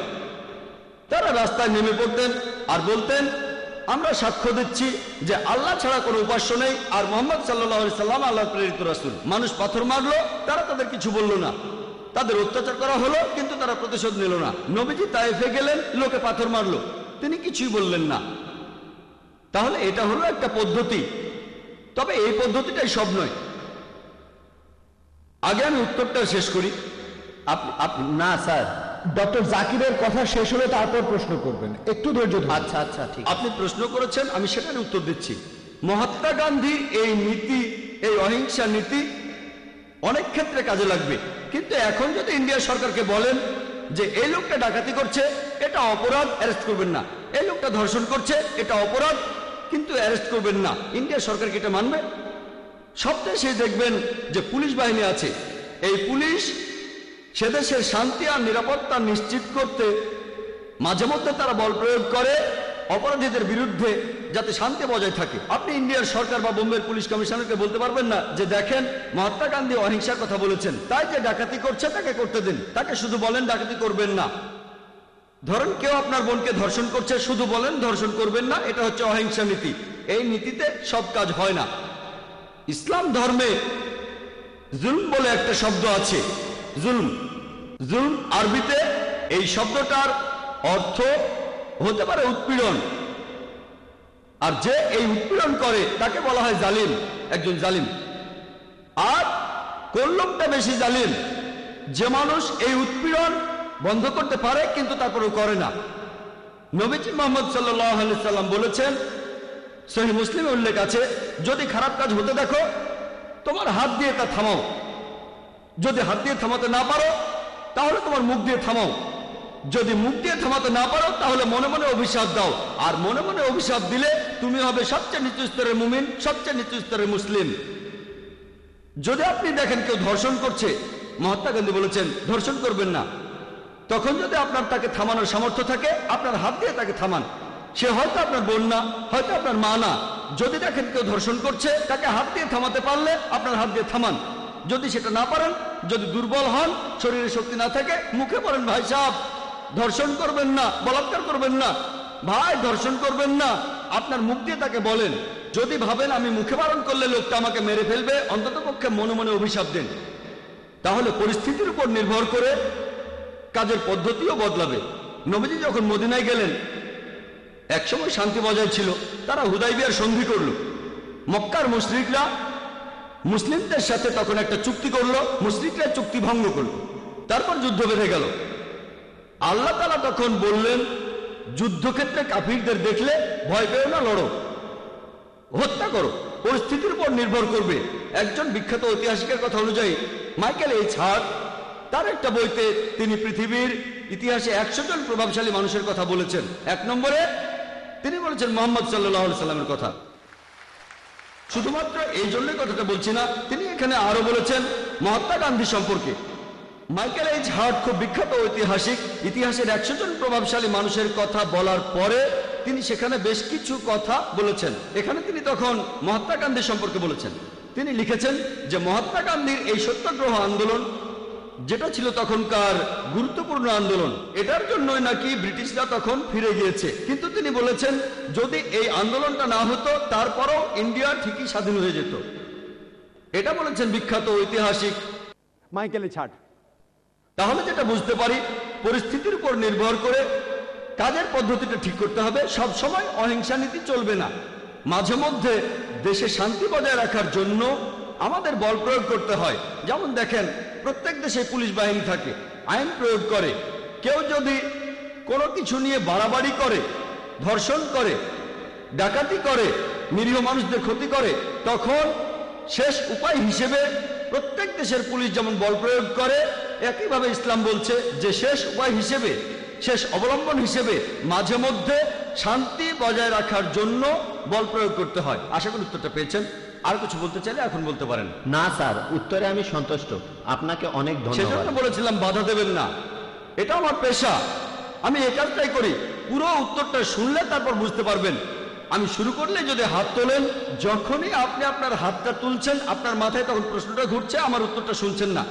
যখন আপনি শুনেছেন মনোযোগ দিয়ে ইনশাল্লাহ, তাহলে বুঝতে পারবেন। না পারলে ইনশাল্লাহ আপনি আরো সুযোগ পাবেন। এছাড়া আমি এখানে উপস্থিত সব মুসলিম ভাই বোনদের অনুরোধ করব, আপনারা ডক্টর জাকির নায়কের মতো একজন অসাধারণ মানুষকে পেয়েছেন, দয়া করে আপনারা সবাই উনাকে অনুসরণ করবেন। অবশ্য এমন অনেক মানুষই আছে যারা ঠিক পুরোপুরি মেনে চলে না। আশা করি যে মুসলিম ভাই বোনেরা ইসলাম ধর্ম পালন করবে পুরোপুরি, আর ইন্ডিয়াকে গর্বিত করবে। ধন্যবাদ। আপনাকে ধন্যবাদ। আমি অনুরোধ করব মুসলিমদের সবাইকে অনুসরণ করবেন নবীজি মোহাম্মদ সাল্লাল্লাহু আলাইহি সাল্লামকে, আর সর্বশেষ আসমানি কিতাব এই পবিত্র কোরআনকে। এখানে ভাই আপনি বললেন যে মুসলিমদের উচিত আমাকে অনুসরণ করা। আমি অনুরোধ করব তখনই আমাকে অনুসরণ করবেন যখন আমি কোরআন আর সহিহ হাদিস অনুসরণ করব। তাই আমি বলবো আমাকে অনুসরণ করার কথা বললেন, আমি বলবো আমাকে অনুসরণ করবেন না, কোরআন আর সহিহ হাদিসের সাথে মিললে অনুসরণ করবেন। যদি কোরআন আর সহিহ হাদিসের সাথে না মেলে তাহলে ডক্টর জাকির নায়ক জিরো। জাকির নায়কেরও তখন কোনো মূল্য নেই। আমি যা বলছি সেটা যদি চূড়ান্ত আসমানি কিতাব পবিত্র কোরআনের সাথে মেলে আর শেষ নবী মুহাম্মদ সাল্লাল্লাহু আলাইহি সাল্লামের কথার সাথে মেলে তাহলে অনুসরণ করবেন। আমি অনুরোধ করব আমার কথার সাথে কোরআন আর হাদিসের মিল থাকলে তবে অনুসরণ করবেন। হ্যাঁ বোন, এবারে পরের প্রশ্ন। আসসালামু আলাইকুম, আমি ভাগ্যশ্রী সাওয়ান্ত। আমি অমুসলিম। এখানে সবার সামনে আমি ইসলাম গ্রহণ করতে চাই, কারণ আমি চাই কিয়ামতের দিন আপনারাও আমার পক্ষে সাক্ষ্য দেবেন। আশহাদু আন্না ইল্লাল্লাহ, আশহাদু আন্না মুহাম্মাদু রাসূলুল্লাহ। মাশাআল্লাহ বোন, উনি ডক্টর জাকিরের সাথে কথাগুলো আরেকবার বললে ভালো। এখন আমি বলছি আর আমার সাথে সাথে আপনিও বলুন। আশহাদু আল্লাহ ইলাহা আশহাদু আন্না ইলাহা ইল্লাল্লাহ ইল্লাল্লাহ ওয়া আশহাদু আন্না ওয়া আশহাদু আন্না মুহাম্মাদান মুহাম্মাদান আবদুহু ওয়া রাসূলুহু। রাসূলুল্লাহ। আমি সাক্ষ্য দিচ্ছি, আমি সাক্ষ্য দিচ্ছি যে আল্লাহ ছাড়া কোনো উপাস্য নেই, আল্লাহ ছাড়া কোনো উপাস্য নেই, আর নবীজি মুহাম্মদ আর মুহাম্মদ সাল্লাল্লাহু আলাইহি সাল্লাম সাল্লাল্লাহু আলাইহি সাল্লাম হলেন মহান আল্লাহ তাআলার প্রেরিত পুরুষ। হলেন আল্লাহ তাআলার প্রেরিত পুরুষ। শান্তির ধর্মে আপনাকে স্বাগতম বোন। আমাদের এই এক্সিবিশন অ্যান্ড কনফারেন্সে এই 10 দিনে অনেক মানুষই ইসলাম ধর্ম গ্রহণ করেছেন। আমাদের বক্তাদের কাছে বিভিন্ন প্রশ্ন করা হয়েছে, তারা বুঝেছেন যে এটাই হচ্ছে একমাত্র সমাধান মানুষের জন্য। আপনাকে অনেক ধন্যবাদ বোন, আর আল্লাহর কাছে দোয়া করছি যেন আপনি জান্নাতে যেতে পারেন, পৃথিবীতেও শান্তি পান আর পরকালেও শান্তি পাবেন ইনশাআল্লাহ। আপনি প্রশ্নটা করতে পারেন। আমার বান্ধবী এমবিএ ছাত্রী, তার প্রশ্ন হলো আল্লাহকে কেন আল্লাহ বলে ডাকা হয়, অন্য কোনো নামে ডাকা হয় না কেন? বোন, আপনি প্রশ্ন করলেন যে আল্লাহকে কেন আল্লাহ বলে ডাকা হয়, কোন নামে কেন ডাকা হয় না। এর উত্তর আছে পবিত্র কোরআনের সূরা ইসরায় 110 নম্বর আয়াতে উল্লেখ করা হয়েছে। পবিত্র কোরআনে বলা হয়েছে কুলিতুল্লাহ আবিদুর রহমান আয়ামাত আদু ফালাল আসমাউল হুসনা, তোমরা তাকে ডাকো আল্লাহ বলে অথবা রহমান বলে ডাকো, তোমরা তাকে যে নামে ডাকো ডাকানো সকল সুন্দর নামগুলি তো তাহারই। আপনি মহান স্রষ্টা আল্লাহ সুবহানাহু ওয়া তাআলাকে ডাকতে পারেন যে কোনো নামে, তবে সেটা হতে হবে সঠিক নাম, সেটা হবে বিশুদ্ধ নাম, এমন নাম হবে যেটা তিনি নিজে দিয়েছেন। পবিত্র কোরআন এবং সহিহ হাদিসে আল্লাহর নাম উল্লেখ আছে 99টা। আর রহমান, আর রাহিম, আল কারিম, আল হাকিম, পরম দয়ালু, পরম করুণাময়, পরম জ্ঞানী, সব মিলিয়ে 99টা, আর সবার উপরে সেটা আল্লাহ। আর এই কথাটা যে সুন্দর নামগুলো আল্লাহর, এটা সূরা ইসরার 110 নম্বর আয়াতে উল্লেখ আছে। এছাড়াও সূরা তাহার 8 নম্বর আয়াতে উল্লেখ করা হয়েছে, সূরা আরাফের 180 নম্বর আয়াতে আছে, সূরা হাশরের 24 নম্বর আয়াতে আছে। এখানে আল্লাহ বলেছেন যে সুন্দর নামগুলি সেগুলো আল্লাহর। আর সবচেয়ে শ্রেষ্ঠ নাম আল্লাহ। এখন আমরা মুসলিমরা আল্লাহ তাআলাকে কেন আরবিতে আল্লাহ বলে ডাকি, কেন ইংরেজিতে গড বলে ডাকি না? আসলে এর কারণটা হচ্ছে অন্য সব নামগুলো আর শব্দ সেগুলোকে আমরা বিকৃত করতে পারি। যেমন ধরেন ইংরেজিতে গড শব্দটা যদি গডের পরে একটা এস লাগাই এটা হবে গডস, ঈশ্বরের বহুবচন। আল্লাহর কোনো বহুবচন হয় না। কুল হুয়াল্লাহু আহাদ, বলো তিনি আল্লাহ এক অদ্বিতীয়।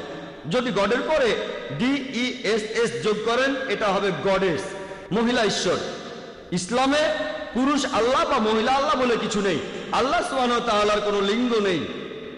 যদি গডের পরে ফাদার যোগ করেন সেটা হবে গডফাদার, সে আমার গডফাদার, সে আমার অভিভাবক।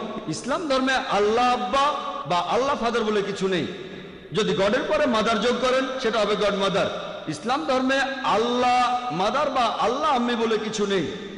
যদি গডের আগে তিন শব্দটা জুড়ে দেন সেটা হবে তিন গড, অর্থাৎ নকল ঈশ্বর। তিন আল্লাহ বলে কিছু নেই ইসলামে। আর এই জন্যই আমরা মুসলিমরা আমরা আল্লাহ তাআলাকে ডাকি আরবি শব্দ আল্লাহ বলেই।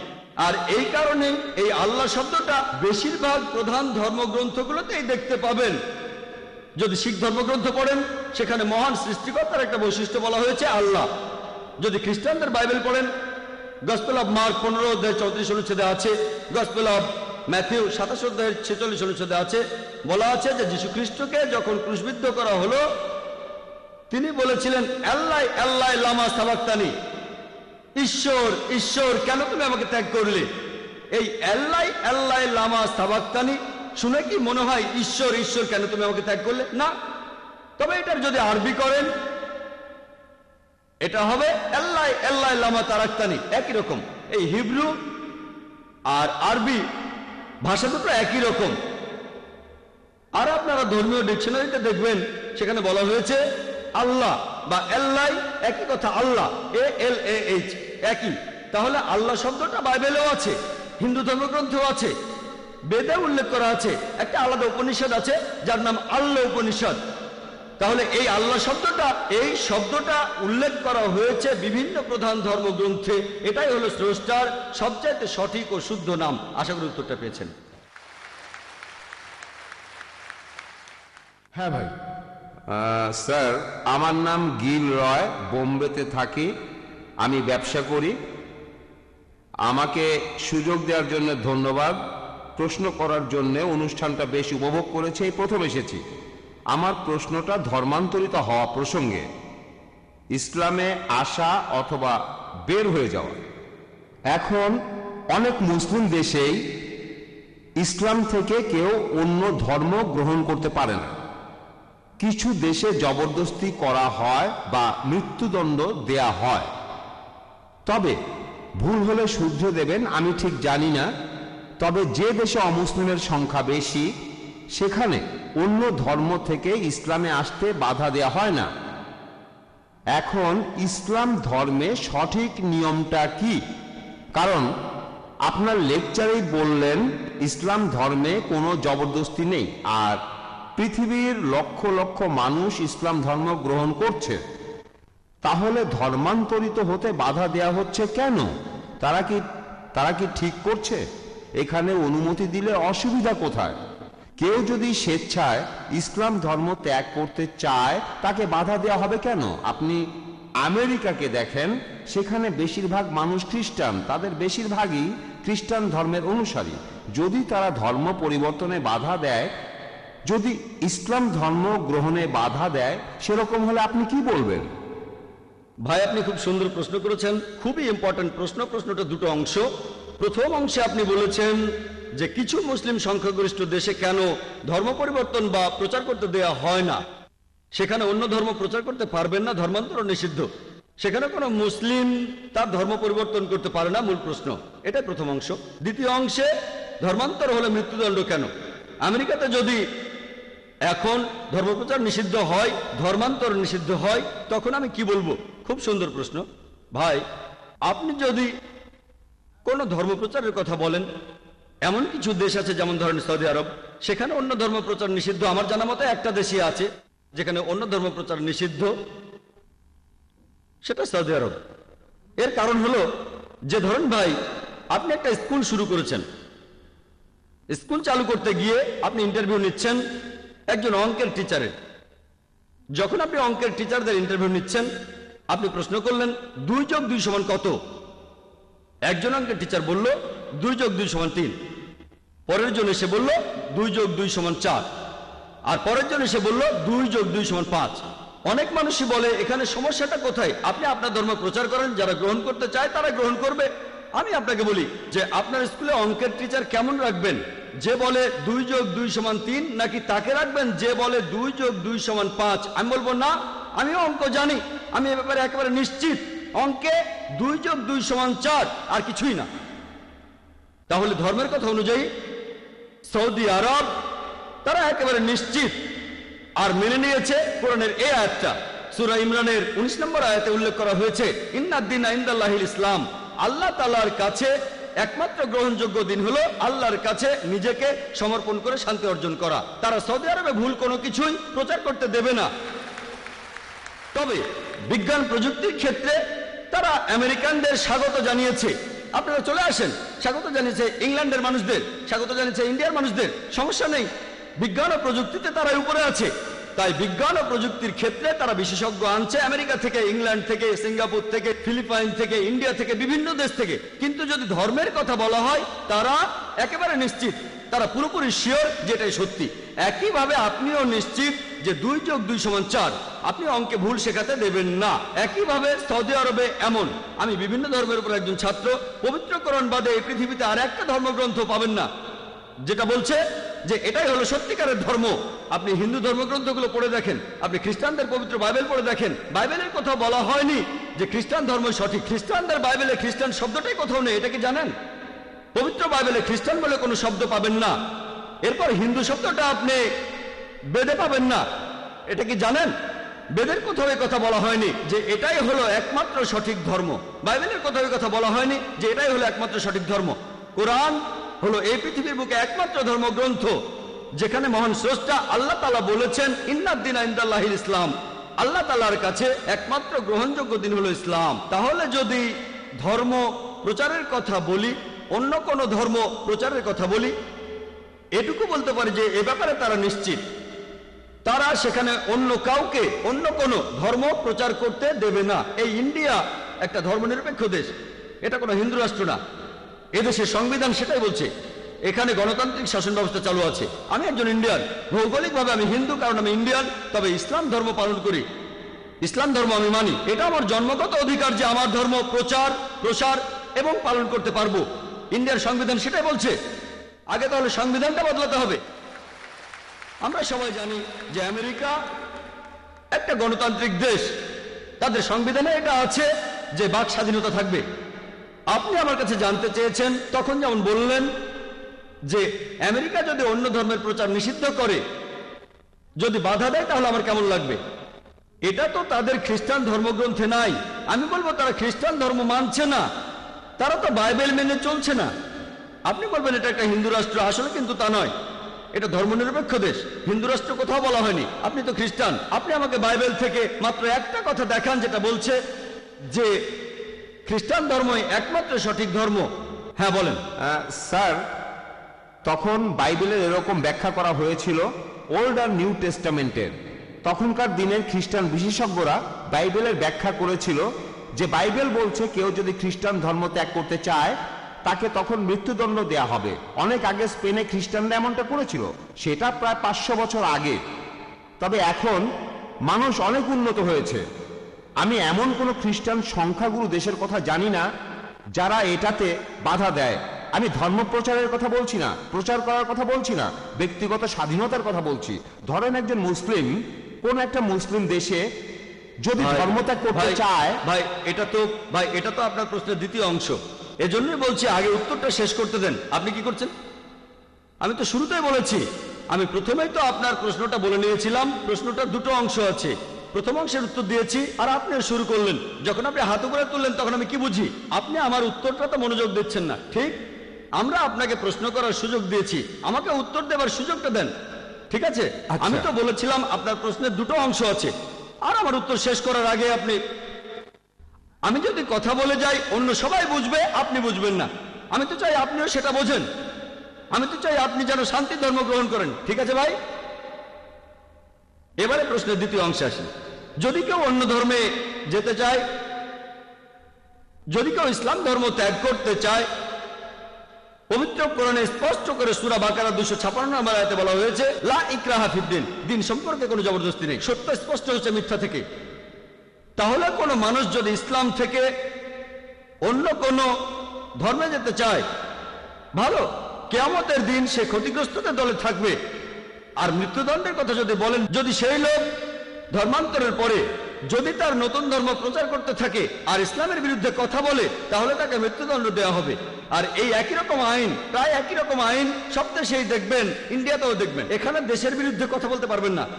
ইন্ডিয়াতে ধরেন কোনো একজন লোক সে দেশের গোপন তথ্য বিক্রি করলো কোনো শত্রুর কাছে, ঠিক আছে, তার তথ্যগুলো সত্যিও হতে পারে, হয়তো কোনো ব্লুপ্রিন্ট। কিছু দেশ মৃত্যুদণ্ড দেবে, অন্যরা দেবে যাবজ্জীবন কারাদণ্ড, যদিও সে সত্যি কথা বলেছে। নিজস্ব আইন প্রত্যেক দেশেরই আছে। তাহলে ইসলামে যদি কোনো মুসলিম ইসলাম ধর্ম ত্যাগ করে অন্য কোনো ধর্ম গ্রহণ করে, তারপর সেটা প্রচার করে, ধর্মটা প্রচার করে, ইসলামের বিরুদ্ধে কথা বলে, যদি সেটা কোনো ইসলামিক দেশ হয়, যদি ইন্ডিয়ায় কেউ এমনটা করে, কেউ তাকে মৃত্যুদণ্ড দিতে পারবে না, যদি সে এমন দেশে থাকে যারা ইসলামিক শরিয়া মেনে চলে। এখানে সে কি করছে? বিশৃঙ্খলা সৃষ্টি করছে। সে তাহলে সেই দেশে অশান্তি সৃষ্টি করছে। এমন অবস্থা হলে মৃত্যুদণ্ড দেওয়া হবে। সব মুসলিম দেশ কিন্তু ইসলামিক শরিয়া মেনে চলে না, এ কথাটা জেনে রাখেন। হাতে কোনো কয়েকটা দেশ কেউ এই আইনগুলো মানে, কেউ ওই আইনগুলো মানে।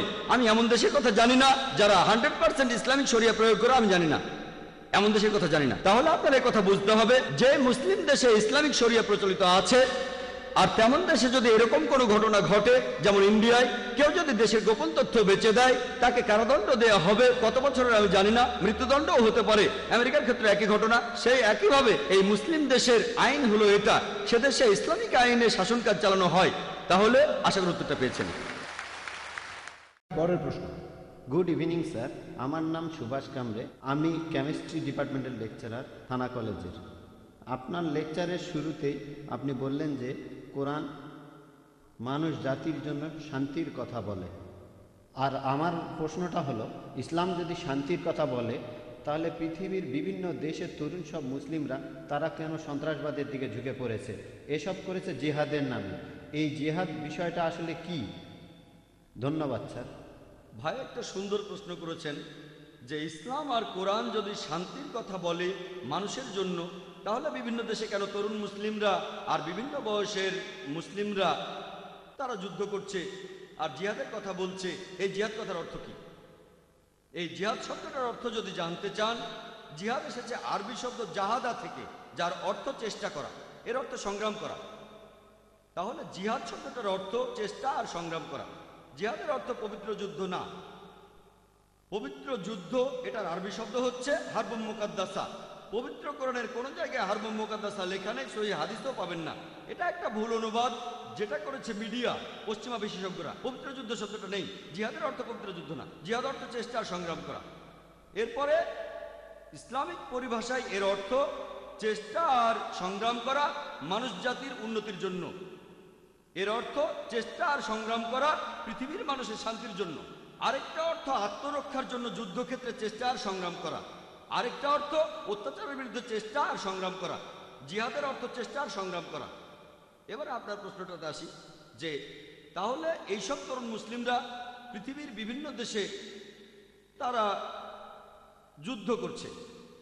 1 নম্বর পয়েন্ট, এমন সম্ভাবনা আছে, আর কথাটা সত্যি, যে কিছু মুসলিম আছে যারা আসলে বিপদগামী, তারা বিপদে চলে গেছে। তারা বলে যে ইসলামের যুদ্ধের অনুমতি আছে, প্রসঙ্গ ছাড়াই উদ্ধৃতি দেয়, তবে এদের সংখ্যা খুবই কম। আমার মতে প্রধান কারণটা হলো মিডিয়া আমাদের এভাবে দেখাচ্ছে।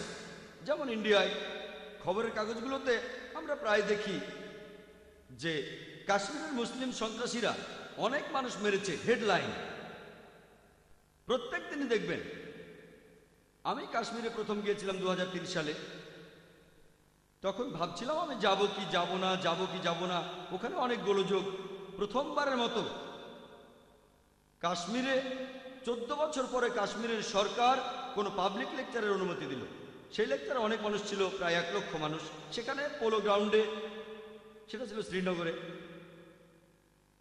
আর যখন সেখানে গেলাম দেখলাম চারপাশে বন্দুক নিয়ে দেহরক্ষী। ভাবলাম এটা আবার কি, তবে সেখানে কোনো সমস্যা হয়নি। পরের বছরে আসামে গেলাম, যখন এয়ারপোর্টে নামলাম বন্দুক হাতে 4 দেহরক্ষী আসলো।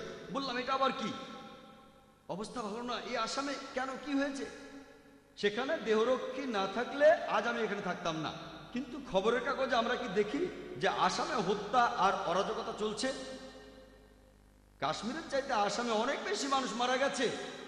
এলটিটির ব্যাপারে কে বলে? এলটিটি চেনেন? তামিল, তাদের বলা হয় তামিল টাইগার্স, হিন্দু সন্ত্রাসী বলা হয় না কেন? যখন কাশ্মীরি মুসলিমরা করে তখন তারা বলে মুসলিম সন্ত্রাসী, যখন আসামের হিন্দুরা করে তাহলে সেটা স্থানীয় সমস্যা, যদি এলটিটি করে স্থানীয় সমস্যা। ইন্ডিয়ার অবস্থা সম্পর্কে জানেন এমন কাউকে জিজ্ঞেস করেন, সে আপনাকে বলবে বেশিরভাগ হত্যা সেটা করেছে মাওয়িস্টরা। এদের কথা কাগজে কতবার দেখি আমরা, এদের খবরটা হয়তো আসবে ছোট করে যে এতজন লোক আসামে মারা গেছে, ছোট করে। মুসলিমরা যদি করে হেডলাইন। কেন? সব জায়গাতে কিছু কুলাঙ্গার থাকে। একবার একজন আমাকে বলেছিল কাশ্মীরের ব্যাপারটা এটা আসলে আমাদের দেশের জন্য সমস্যা। আসাম কি দেশের জন্য সমস্যা না? শুধুমাত্র কাশ্মীর কি দেশের জন্য সমস্যা? 2 জায়গাতেই স্বাধীনতার যুদ্ধ চলছে আর নিরীহ কাশ্মীরিরা নাজেহাল হচ্ছে। সব জায়গায় তারা অপদস্থ হচ্ছে। যদি আফগানিস্তানে যান সেখানে আপনি কি দেখবেন? আমেরিকানরা সেখানে গেল আর তাদের বলল সন্ত্রাসী। তারপর আপনি দেখেন প্যালেস্টাইন, ইহুদিরা, হিটলার তাদের বের করে দিয়েছিল, জার্মানি থেকে তাড়িয়ে দিল। প্যালেস্টাইনিরা, আরব জ্ঞাতি ভাইরা, তারা বলল আহলান ওয়া সাহলান, আমাদের ঘরে আপনাদের স্বাগতম। চিন্তা করেন, একজন লোকের ঘর নেই, মাথায় ছাদ নেই, আপনি তাকে আপনার ঘরে নিয়ে আসলেন, কয়েকদিন পরে সে আপনাকে তাড়িয়ে দিল, আপনি দরজায় দাঁড়িয়ে বলতে লাগলেন ও আমার ঘর কেড়ে নিয়েছে, আমার ঘর ফিরিয়ে দাও, তখন আপনি সন্ত্রাসী। এটা কি? দেখতেই পাচ্ছেন, এই হলো মিডিয়া, এটা মিডিয়া। তাহলে দেখবেন বসনিয়াতে কি হয়েছিল, মুসলিমদের হত্যা করা হলো। আমি আপনার সঙ্গে একমত, মুসলিমরাও সেখানে যুদ্ধ করেছিল, কিন্তু তাদের উপর অবিচার হয়েছে, মানবতা বলে কিছু নেই। প্যালেস্টাইনের ঘটনার কি উত্তর দেবেন? অথবা ধরেন ইরাক, তাদের নাকি রাসায়নিক অস্ত্র আছে। আমি সাদ্দাম হোসেনের পক্ষে বলছি না, আমি তাকে ভালো মুসলিম মনে করি না, তবে সাদ্দামের সময় ইরাকে কিছু সমস্যা ছিল, আমেরিকানরা আসার পরে সেগুলো অনেক গুণ বেড়ে গেছে। ঠিক সেই রাসায়নিক অস্ত্র কোথায় গেল? যেহেতু জর্জ বুশ বলেছে যাও আক্রমণ করো, তাই আক্রমণ। যে লোকটা সবচেয়ে বেশি মানুষের মৃত্যুর জন্য দায়ী সে হলো জর্জ বুশ। 1 নম্বর সন্ত্রাসী হলো জর্জ বুশ।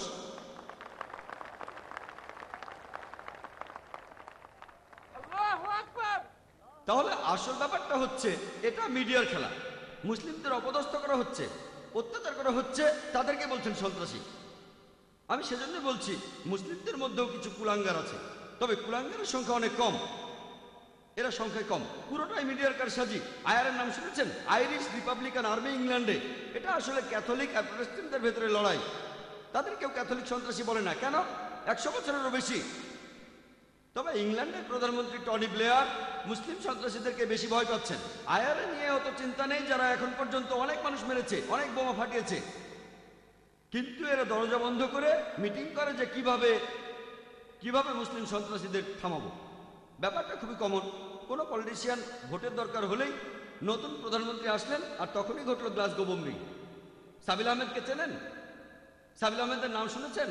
খুব ভালো, আমি নাম শুনেছি, কখনো দেখিনি। ইন্ডিয়ার পেপারে এসেছিল। এই সাবিল আহমেদ কে? সাবিল আহমেদ হলো ডক্টর জাকির নায়েকের ভক্ত, আর ব্যাঙ্গালোরে ডক্টর জাকিরের লেকচারের অর্গানাইজার ছিল। পুরো আর্টিকেলটাই সন্ত্রাসের উপর। তারপরে সাবিল আহমেদের নাম, তারপরে জাকির নায়েকের কথা। কেন? কারণ জাকির নায়েক জনপ্রিয়, আর্টিকেলটার গুরুত্ব বেড়ে যাবে। তারপর সেখানে লেখা আছে যদিও ডক্টর জাকির নায়েক পুরোপুরিভাবে সন্ত্রাসের বিরুদ্ধে, এই আর্টিকেলে আমার নামটা জুড়ে দিল। আপনারা কি লাল মসজিদের ঘটনা জানেন? পাকিস্তানে সেখানে জাকির নায়েকের সিডি পাওয়া গেছে। তাহলে তো খুশি হবেন। যখন ইন্ডিয়ান প্রেস বলছে ডক্টর জাকির নায়েক সন্ত্রাসের বিরুদ্ধে, তাহলে তো খুশি হবেন যে সাবিল আহমেদের কাছে আমার সিডি আছে, লাল মসজিদে আমার সিডি আছে। আমি যদি সন্ত্রাসের বিরুদ্ধে থাকি তাহলে এটাও ভাবেন যে হাজার হাজার মুসলিম সন্ত্রাসী কাজ করছে, তারা যেহেতু আমার ভক্ত, তারা এগুলো বাদ দেবে। কেউ অসুস্থ হলে তো ডাক্তার কাছে যাবে, ঠিক? এটা বলতে পারবেন না শুধু অসুস্থরাই হাসপাতালে যায়, অসুস্থ হলে তো হাসপাতালে যাবেই। যদি ধরে নেন এরা সবাই সন্ত্রাসী, আমার লেকচার শোনে, ইন্ডিয়ার সরকার তো খুশি হবে। ডক্টর জাকির নায়েক সন্ত্রাসীর বিরুদ্ধে কথা বলে, তাদের খুশি হওয়া উচিত যে এই লোকগুলো আমার কথা শুনছে। আমি হয়তো সবাইকে বোঝাতে পারবো না, তবে কিছু লোককে তো বোঝাতে পারছি। কিন্তু সেই আর্টিকেলে আমার নামটা লেখে গুরুত্ব পাওয়ার জন্য। আসলে ব্যাপারটা কি, যদি ইসলামের বিরুদ্ধে লেখেন আপনার আর্টিকেলটা, তাহলে চোখে পড়ার সম্ভাবনা বেশি। এটা খুবই কমন। খুশবন্ত সিংয়েরও একই অবস্থা। খুশবন্ত সিংকে চেনেন? এখন তার বয়স 94। তিনি আমার বিরুদ্ধে বিভিন্ন আর্টিকেল লিখেছেন। কয়েক সপ্তাহ আগে এই নভেম্বরে আমার বিরুদ্ধে লিখেছিলেন।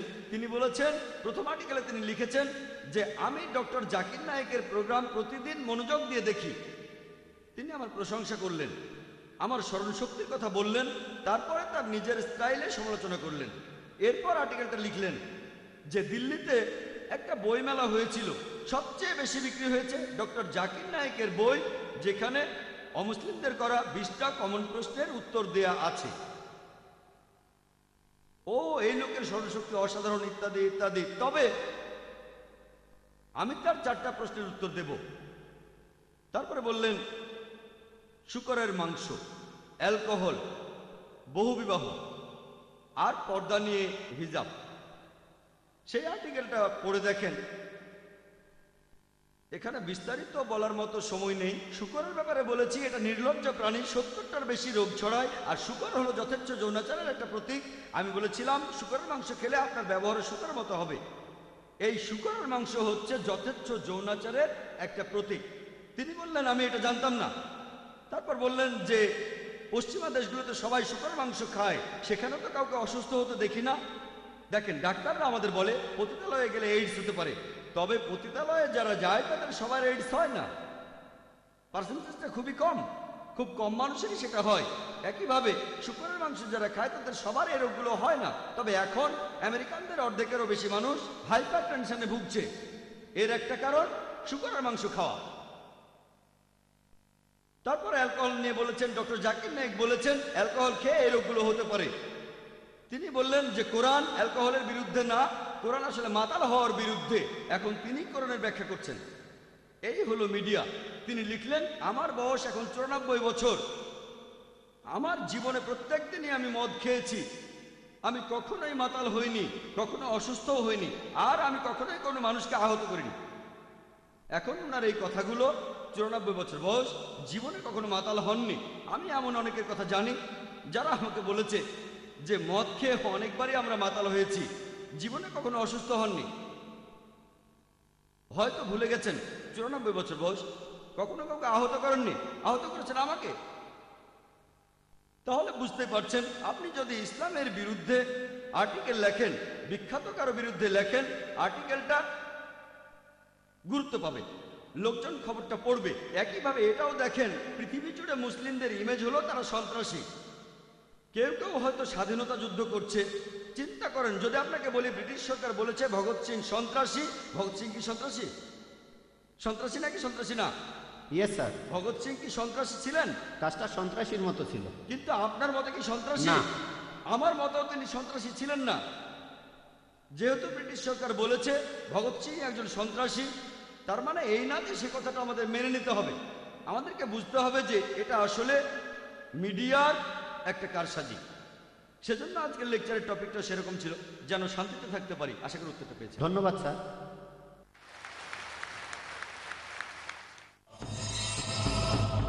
আমি ছিলাম সন্ধ্যা, এখন আমি জারা বিলাল খান। আমি ইসলাম গ্রহণ করেছি। আপনি আপনার লেকচারে বললেন যে ইসলাম মূর্তি বা মূর্তি পূজায় বিশ্বাস করে না, তবে কেরালায় এমন একটা জায়গা আছে যেখানে একটা মূর্তি দেখা যায় যেটা পাথর থেকে উঠে এসেছে আর এটা বাড়ছে। এটা তাহলে এরকম কেন? বোন, আপনি প্রশ্ন করলেন যে ইসলামে মূর্তি পূজা নেই, কিন্তু তিনি জানেন যে কেরালার কোনো একটা জায়গায়, সেখানে কোনো একটা পাহাড়ের ভেতর থেকে একটা মূর্তি বের হয়ে আসছে আর সেটা বাড়ছে। কিভাবে সেটা বাড়ছে আপনার প্রশ্ন। তার মানে এই মূর্তিটার ভেতর কিছু আছে। বোন, আপনি কি জানেন যে পাহাড়ও বড় হয়? এটা কি জানেন? হ্যাঁ, যদি এটা জানেন তাহলে মূর্তিও তো বেড়ে উঠতে পারে। তার মানে এই না, এমন না যে সেই মূর্তির ভেতর জীবন আছে। না, মূর্তিটা পাথরের ভেতর থেকেই এসেছে। ওখানে আগে কোনো মূর্তি ছিল না, পাথরের মধ্যে থেকে মূর্তিটা বের হয়েছে। আমি তো সেটাই বলছি, মূর্তিটা পাথরের মধ্য থেকে বের হচ্ছে, পাহাড় পর্বত আকারে বড় হয়। কিভাবে এগুলো বাড়ে সেটা আমরা জিওলজিতে পড়েছি, যে পাহাড় পর্বত বাড়ে। এমন অনেক উদাহরণ আছে। যেমন ধরেন, এই কয়েক বছর আগে শোনা গেল যে গণেশের মূর্তি দুধ খাচ্ছে। এটা একটা সহজ বৈজ্ঞানিক ব্যাপার, অসমোসিস। এটা খুবই সহজ একটা বৈজ্ঞানিক ব্যাপার। আপনি যদি দুধ ভর্তি জগে একটা চারা গাছ রাখেন, সেই গাছ দুধ শুষে নেবে, এটা অসমোসিস। তার মানে এই না যে সেই মূর্তি দুধ খাচ্ছে। তখন অনেক টিভি চ্যানেলে এটা দেখানো হয়েছিল। এখানে আপনাকে বুঝতে হবে যে এগুলো হলো সব জড় বস্তু। বেদে পরিষ্কার করে বলা আছে, যজুর্বেদে আছে 32 অধ্যায় 3 অনুচ্ছেদে, নাতাস্তি প্রতিমা আস্তি, মহান স্রষ্টার কোনো প্রতিমা নেই, তার কোনো ছবি নেই, তার কোনো মূর্তি নেই, তার কোনো ভাস্কর্য নেই, কোনো ফটোগ্রাফ নেই। আশা করি উত্তরটা পেয়েছেন। কিন্তু একটা কথা, পাথরটা এমন আকার পাচ্ছে কিভাবে? পাথরটার আকার তাহলে একটা মূর্তির মতো হচ্ছে কেন? বোন, আজকের কথা যদি বলেন তাহলে মানুষও কোনো কোনো আকার দিতে পারে, যন্ত্রপাতি দিয়ে প্রাকৃতিকভাবে কোনো আকার তৈরি হতে পারে, এটা খুবই স্বাভাবিক। এমন অনেক কথা শোনা যায় যে একটা গাছ আছে, দেখলেন লেখা আছে ওম, অথবা কোনো গাছে লেখা লা ইলাহা ইল্লাল্লাহ। এই সমস্ত ব্যাপার আসলে একেবারে গুরুত্বহীন। আমরা এখানে কথা বলছি সত্য নিয়ে। বোন, অনেক পাহাড় আছে দেখতে মানুষের মুখের মতো, এমনটা দেখেছেন আপনি? এটা প্রকৃতির খেলা। পাথরের আকার থাকলে সেটা অলৌকিক হয়ে যায় না। আমরা মেনে চলবো বেদের কথা, কোরআনের কথা, বাইবেলের কথা, যেটা বলছে মহান সৃষ্টিকর্তার প্রতিমূর্তি নেই। পাথর দেখতে মানুষের মতো হতে পারে, কোনো ছবির মতো হতে পারে, একটা মূর্তির মতো হতে পারে, তার মানে এই না যে সেটা ঈশ্বর। ধন্যবাদ, ঠিক আছে। আর এইসব পাথর দেখবেন বিভিন্ন ছবি আর মূর্তি, এগুলো পড়ে গেলে ভেঙে যায়। যখন সে নিজেকেই সাহায্য করতে পারে না, তখন আমাদের কিভাবে সাহায্য করবে? আশা করি উত্তরটা পেয়েছেন। ধন্যবাদ, ঠিক আছে। প্রণাম গুরু, আমার নাম বিলাস কাকবে। আমি নায়ার হসপিটালের মেডিকেলের ছাত্র। আমার মতে আমরা খুবই ভাগ্যবান যে মানুষ হিসাবে জন্মাতে পেরেছি। প্রাণী হিসাবে আমরা আলাদা, লক্ষ লক্ষ বছরের বিবর্তনের মাধ্যমেই এটা সম্ভব হয়েছে। তাই আপনার মতে আমাদের এই মূল্যবান জীবন কোন কাজে লাগানো উচিত? মানে আমাদের জীবনের সবচেয়ে গুরুত্বপূর্ণ কাজটা কি? আমাদের এই জীবনের আসল উদ্দেশ্যটাই কি হওয়া উচিত? ভাই বললেন আপনি নায়ার হসপিটালে মেডিকেল স্টুডেন্ট। আপনাকে বলি, আমিও নায়ার হসপিটাল থেকে পাশ করেছি। আমিও একই মেডিকেল কলেজ থেকে পাশ করেছি। নায়ার হসপিটাল পাশ করেছি 1991 সালে, আনুমানিক 16 বছর আগে। ভাই প্রশ্ন করলেন যে আমরা এই